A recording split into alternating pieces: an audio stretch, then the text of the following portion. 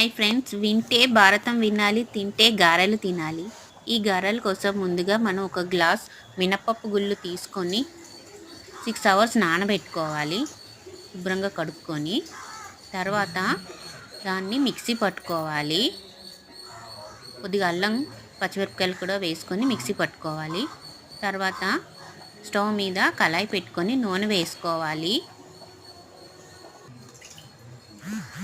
Tea filter తీసుకొని కొంచెం water apply చేసుకొని ఇలాగా కొంచెం పిండి తీసుకొని ఇలా ఉండలా చేసుకొని దాని మీద ఇలా అద్దుకొని మధ్యలో చిన్న చిల్లు పెట్టుకొని ఇలాగా వేడి వేడి మరిగే నూనెలో వేసుకోవాలి.